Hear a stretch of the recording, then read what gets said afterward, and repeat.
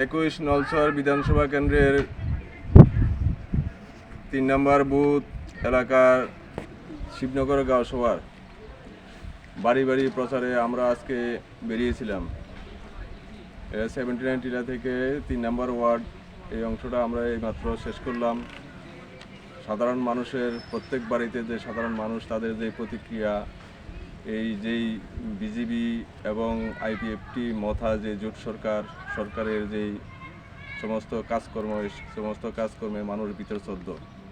এই সরকারকে বিরুদ্ধে মানুষের বিভিন্ন রকম কথাবার্তা, যেগুলার পরিপ্রেক্ষিতে মানুষের যে ব্যাপক সাড়া আমাদের প্রতি, দীর্ঘদিন প্রায় 6 থেকে 7 বছর আমরা মানুষের সঙ্গে কোনো রকম জনসংযোগ সংগঠিত করতে পারিনি।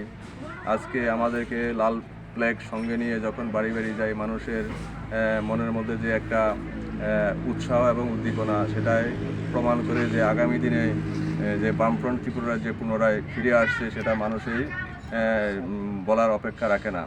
এবং যেই আমাদের বাৎসরিক যে কালেকশান, সেই কালেকশান সবাই যে যতটুকু পারেন সঙ্গে দিয়ে দেওয়ার চেষ্টা করছেন। প্রায় 90% মানুষই আমাদেরকে সেই কালেকশানে দিয়ে আমাদেরকে সাহায্য করছেন।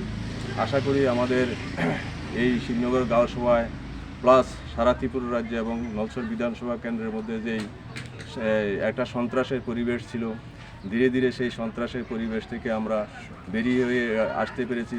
যারাই বিজেপি ত্রিপুরা রাজ্যের নেতৃত্বের প্রলোভনে পড়ে এবং আমাদের প্রতি যে সন্ত্রাসের একটা বাতাবরণ তৈরি করে রেখেছিল, মানুষের সেই জায়গা থেকে মোহমুক্তি ঘটেছে এবং মানুষ চাইছে বামফ্রন্ট সরকার আবার ত্রিপুরা রাজ্যে পুনরায় প্রতিষ্ঠিত হোক, যেটা গরিব মানুষের, আপামর জনসাধারণের কথা বলে, সর্বংশের মানুষের কথা বলে, সেই সরকারটাকে পুনরায় ত্রিপুরা রাজ্যে প্রতিষ্ঠিত করার জন্য মানুষ ঐক্যবদ্ধ হচ্ছেন। আমরা তাদেরকেই স্যালুট জানাই। এই কথা বলে আজকের আমাদের যে কর্মসূচি, এখানে আমরা সমাপ্তি ঘোষণা করছি। জিন্দাবাদ।